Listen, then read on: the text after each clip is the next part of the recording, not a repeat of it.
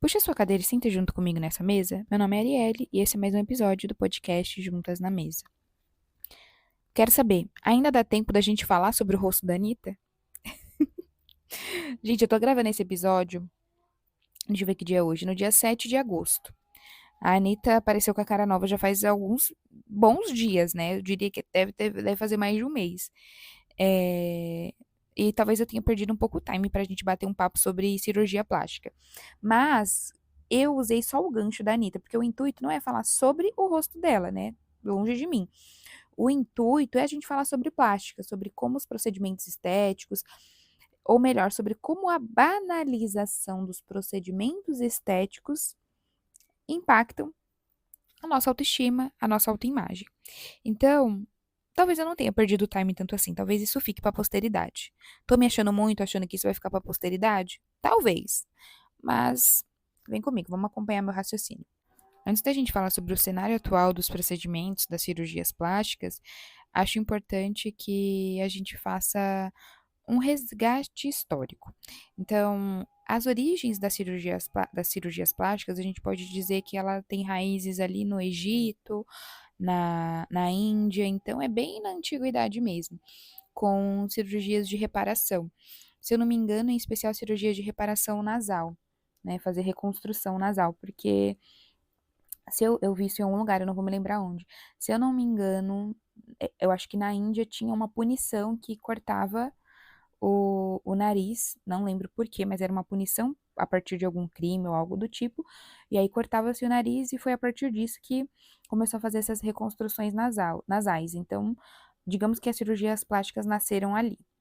Porém, as cirurgias como a gente conhece hoje, a gente pode dizer que ela tem raízes ali na Primeira Guerra Mundial, no pós-Primeira Guerra Mundial, com a reconstrução facial dos soldados que voltaram da guerra. Vi isso em algum lugar também, não vou lembrar onde. Se eu lembrar, eu deixo na descrição, mas eu acho que foi um vídeo. É, Porque os soldados que voltavam da guerra, por exemplo, amputados, então sem um braço, sem uma perna, eles eram vistos como heróis. Já soldados que voltavam da guerra com partes, sem partes do rosto, então sem um pedaço do nariz, sem um pedaço da boca ou de outras regiões faciais, eles não eram tão bem vistos assim. Digamos que eles viravam chacota, não era algo bem visto perante a sociedade. Então as técnicas mais avançadas de cirurgias plásticas começaram ali. E aí a gente pula para hoje, né, para o nosso momento atual, o auge das cirurgias plásticas, então as plásticas se tornou uma especialidade médica, né, a cirurgia plástica se tornou uma especialidade médica, então tem gente fazendo procedimento à torta e à direita, né, ficou, entre aspas, bem mais acessível você conseguir fazer uma cirurgia plástica, que de fato é algo mais invasivo, ou um procedimento estético menos invasivo também. Acho importante ressaltar também que cirurgia plástica não é só botar peito, fazer lipoaspiração, e etc. Existem cirurgias plásticas, como as que eu já citei, de reparação mesmo, né? E não fazendo um discernimento de que uma é melhor do que a outra, né? Mas é só dizer que existem cirurgias plásticas que são bem mais necessárias e funcionais do que estética, né? Vou dar um exemplo, da família. O Gabriel, meu companheiro, ele que fez os móveis daqui de casa. Todos os móveis da minha casa foi ele que fez. E ele fez com a ajuda do meu sogro também. Meu sogro é marceneiro de profissão há muitos anos. A família do Gabriel é de marceneiro. E você vai pensar, meu Deus, o que tem a ver marcenaria com cirurgia plástica? Acompanha, acompanha. Então, durante o processo de fazer os móveis aqui, meu sogro sofreu um acidente. Ele perdeu a ponta do dedo no fazendo os móveis daqui de casa. E aí ele teve que correr pro hospital, o Gabriel levou ele pro hospital pra operar, tava com o osso exposto e tudo. Um caos, meu Deus do céu. Tipo, tudo bem, a pontinha do dedo, mas é preocupante. E aí o Gabriel falou assim: ah, ele vai ter que fazer uma cirurgia plástica. Aí eu fiquei, tipo, no primeiro momento, mesmo que eu já soubesse disso, no primeiro momento eu não processei isso direito. Eu falei assim, bicha. Por que ele vai fazer uma cirurgia plástica? O homem perdeu a ponta do dedo, vai ter que fazer uma plástica. Tipo, na minha cabeça eu não raciocinei direito. Aí depois eu falei assim, porque cirurgias plásticas também podem ser cirurgias de reparação. Então ele teve que fazer uma certa reparaçãozinha no dedo, porque como ele perdeu a pontinha do dedo, não dava para colocar de volta, e não tinha como cicatrizar com o osso exposto, ele teve que fazer uma cirurgia plástica para fazer essa reparação. Um primo meu, marido da minha prima, ele também sofreu um acidente de trabalho bem mais grave, né? Caiu uma máquina bem pesada sobre, enfim, não vou saber a diferença. Caiu em cima da mão dele uma máquina muito pesada e aí ele ficou, assim, as mãos dele ficou assim um caos, foi muito difícil, um processo bem, bem delicado e ele também teve que fazer cirurgia de reparação, né? Teve que ir fazer cirurgias plásticas nas mãos. Então, eu tô falando isso também pra gente entender que cirurgia plástica não é só questões estéticas, tá? Então, dito isso, agora vamos partir para a parte estética. Eu acho que eu vou trazer alguns dados também, dados importantes, para a gente bater um papo sobre essa questão da banalização, e não só da banalização, mas como a banalização impacta a forma como a gente lida com o nosso corpo, como a gente enxerga o nosso corpo. E também tem um pezinho na comparação por conta das redes sociais. Bom, vamos aos dados. Numa busca muito rápida no Google, que talvez não seja tão confiável, mas que traz algumas respostas para a gente, fala que o Brasil é um dos países líderes em realização de cirurgias plásticas, tanto estética quanto reparadoras. Fala também que o país registrou mais de 3 milhões de procedimentos estéticos, sendo a maioria cirurgias. Lembrando que cirurgias são mais invasivas. Ah, outra informação é que o Brasil é o segundo país que mais realiza cirurgias plásticas no mundo, ficando atrás apenas dos Estados Unidos, ou melhor, dos Estragos Unidos. Fala que é um crescimento contínuo, né? E que o número de cirurgias plásticas, de procedimentos estéticos, eles são maiores em mulheres, mas que essa busca tem aumentado também no público masculino. Outro dado muito importante, esse eu vi num post do Instagram da @despatologiza, muito, muito legal o conteúdo desse perfil, e ela traz um dado que é da Sociedade Brasileira de Cirurgia Plástica, que é um dado, acho que bem mais alarmante e mais preocupante do que os anteriores, que fala que somente na última década houve um aumento de 141% no número de procedimentos cirúrgicos em adolescentes de 13 a 18 anos. Por que que eu acho mais alarmante e mais preocupante? Porque são cirurgias estéticas, única e exclusivamente estéticas, realizadas em adolescentes.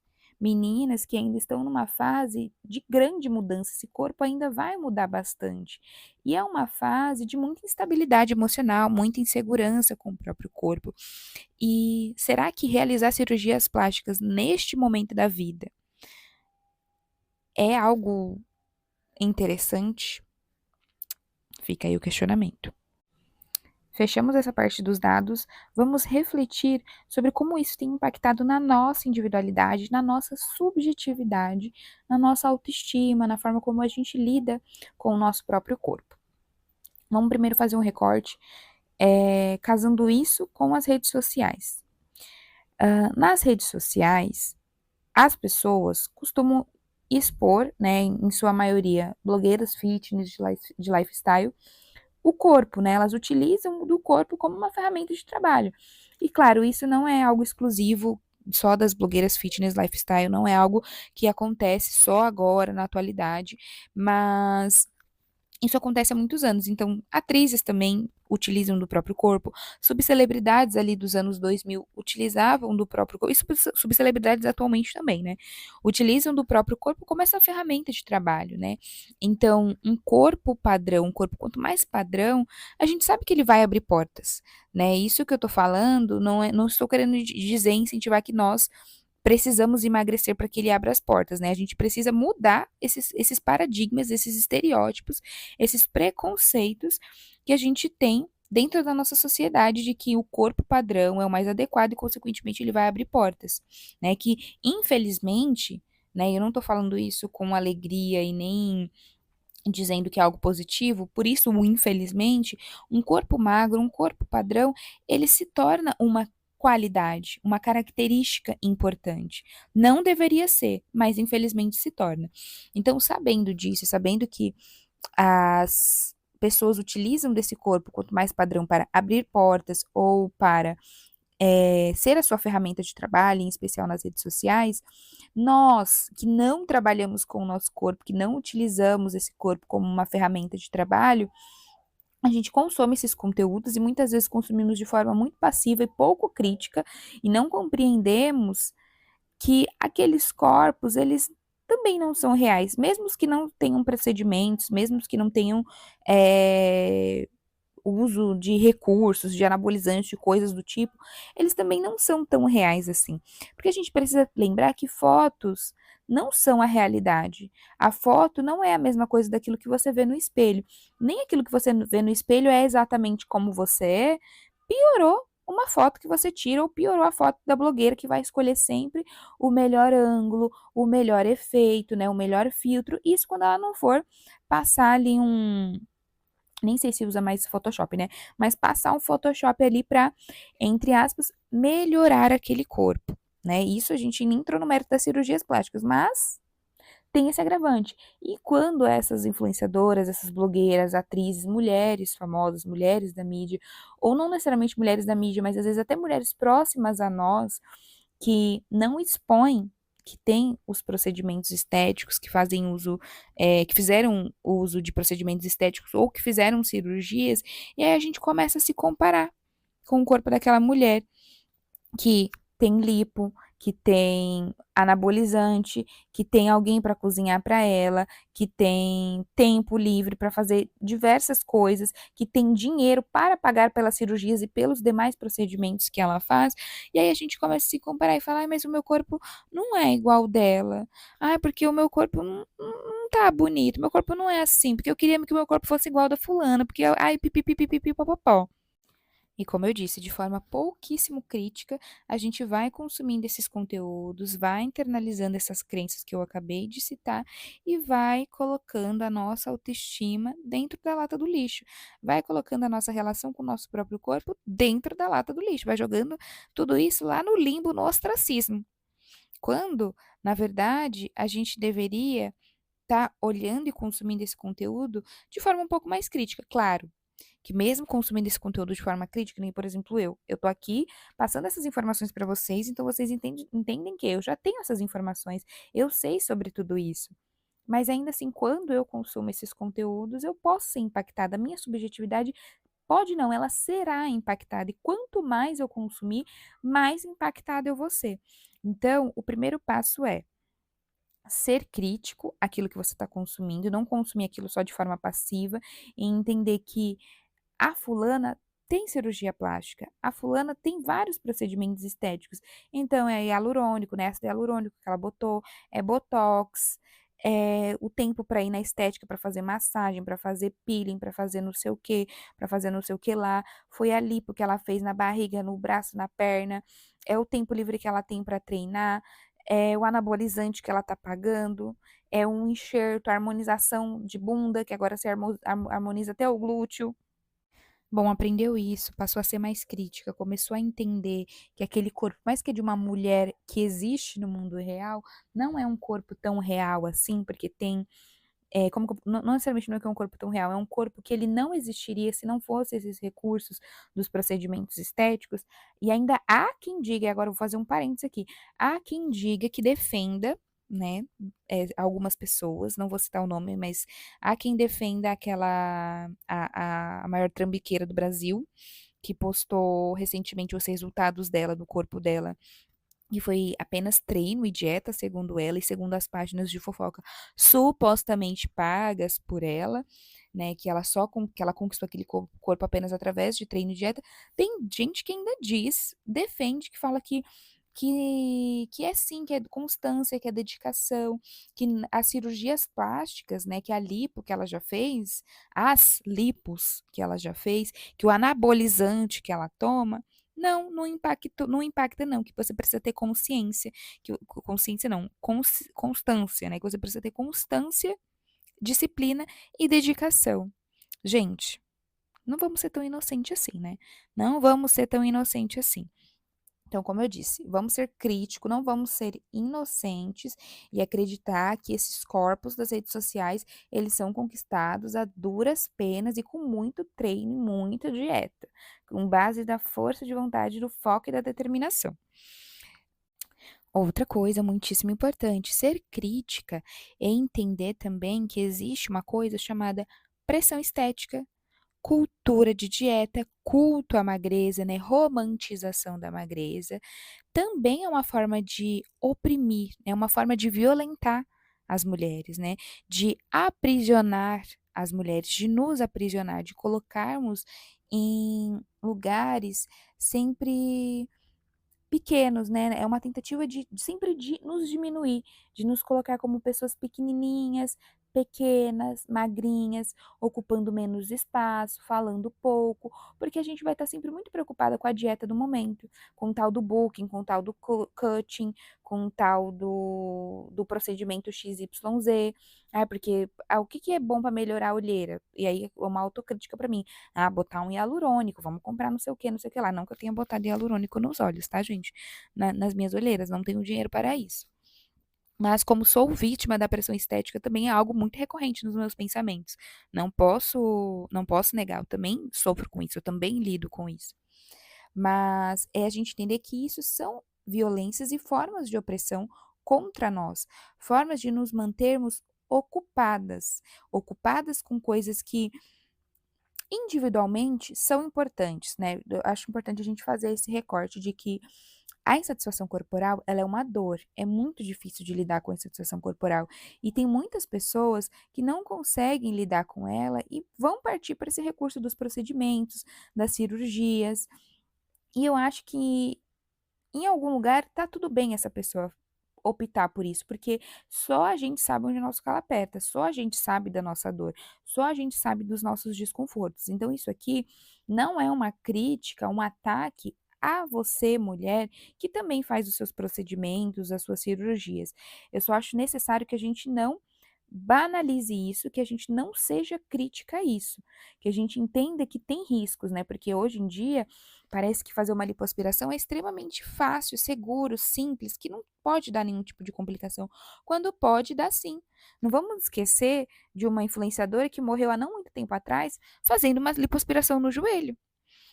E a gente não tem dados tão específicos sobre isso, mas morre muitas e muitas mulheres em mesas de cirurgia fazendo procedimentos estéticos. E por que que a gente não tem dados tão específicos?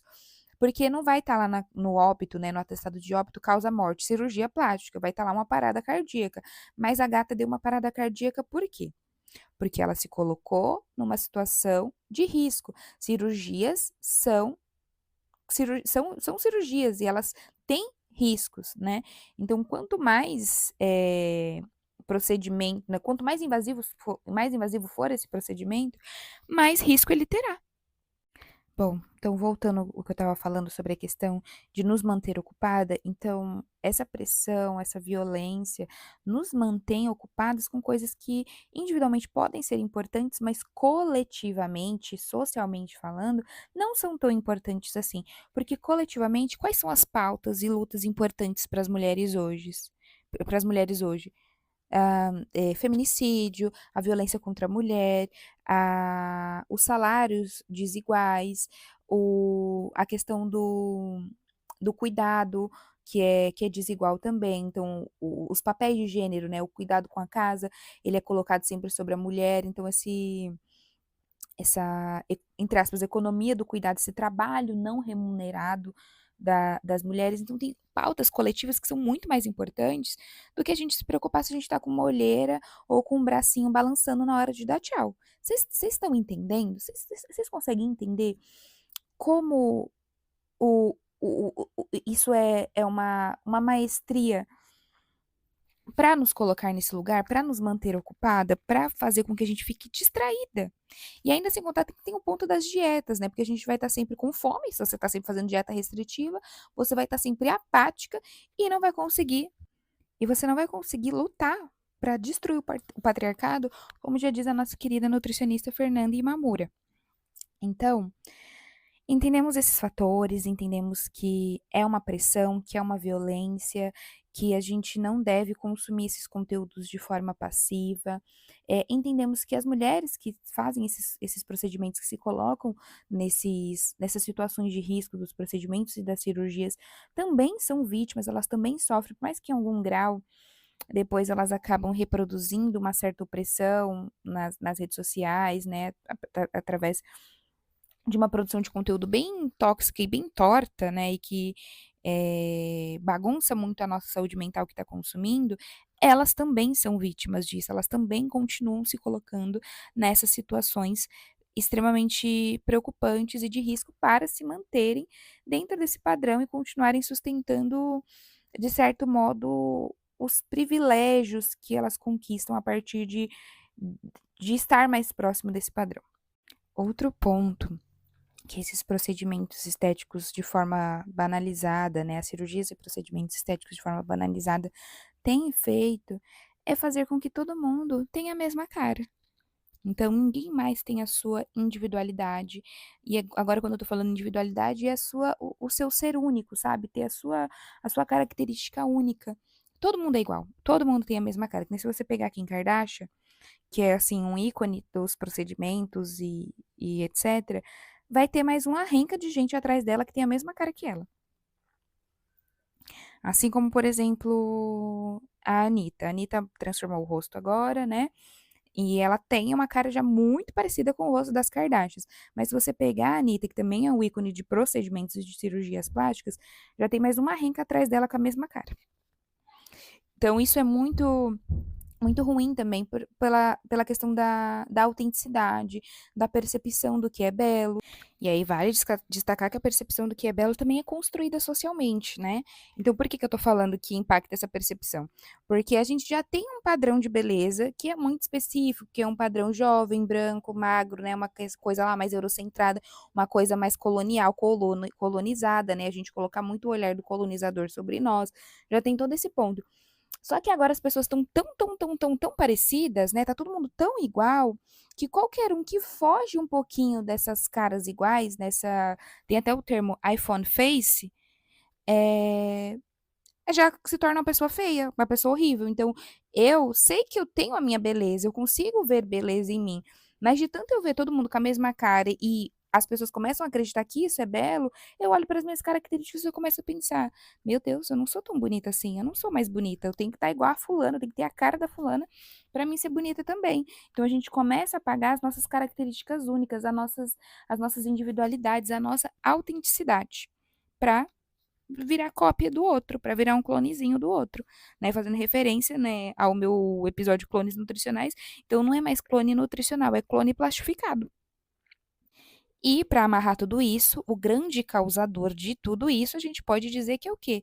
O sistema capitalista, sim, o sistema capitalista, o algoz de todos nós, o grande problema de toda a classe trabalhadora, de causador de tudo, de todas essas mazelas sociais que nós temos hoje, também causaria essa mazela, você acha que não? Por quê? Porque o mercado, ele faz com que a gente se torne refém. Então, sempre vai ter uma nova cirurgia, sempre vai ter um novo procedimento. Então, a gente sempre vai estar consumindo, porque a gente vai estar sempre insatisfeito. Porque mesmo que a gente tenha feito procedimento há, sei lá, 2 meses atrás, surgiu um novo, e você fala, meu Deus do céu. Então, entra até aquela questão da FOMO, né, do medo de estar de fora de alguma coisa, né? Enfim, várias camadas aí, mas sim, o capitalismo ele faz isso. Então a gente acha que a gente está fazendo essas escolhas muito por uma liberdade, que a gente é muito livre, né? Que a gente está fazendo essas escolhas livremente, que o nosso gosto, né, as nossas preferências não são construídas socialmente quando são. E a gente começa a moldar até quem a gente é. A gente começa a moldar, não, a gente vem moldando quem a gente é há muitos anos por estar inserido nesse sistema capitalista, né? Então, não podia deixar de amarrar tudo isso com esse inferno de capitalismo que a gente vive. Bom, eu acredito que eu tenha dito tudo que eu tinha pra dizer. Eu não me lembro se eu falei isso no começo do episódio, mas esse foi um episódio totalmente sem roteiro. Geralmente eu gravo sem roteiro, tipo, sem um roteirinho assim, escritinho, bonitinho. Eu coloco tópicos. Eu não coloquei tópicos, eu só tava com os dados aqui abertos pra poder falar pra vocês, mas eu não anotei tópico nenhum, eu só fui falando livremente. Eu espero que tenha sido um bom episódio, apesar disso, de ter sido um episódio mais solto, digamos assim. Espero que vocês tenham gostado e que tenha sido uma boa companhia para vocês, que eu tenha gerado boas reflexões para vocês também, que eu deixe uma pitadinha aí de um pensamento crítico para vocês e vou utilizar o bordão da senhorita Bira. Olhos desatentos. Então, que vocês deixem um pouquinho de ter olhos desatentos e passamos a ter olhos mais atentos sobre essas questões, em especial nós mulheres e também homens gays, tudo bom, homens gays e bissexuais, tudo bom, porque eu sei que a população LGBT também é muito afetada por essa pressão estética, né? Atendo pessoas LGBTs, então eu sei dessa vivência, não sinto, mas eu sei em algum nível dessa vivência. E agora os nossos avisos finais. Se você está me ouvindo pelo Spotify, não deixe de seguir o podcast, não deixe de avaliar com 5 estrelas. Se você está me ouvindo pelo YouTube, se inscreva no canal, deixa o like nesse vídeo. E é isso. Um abraço, até o próximo episódio. Tchau, tchau.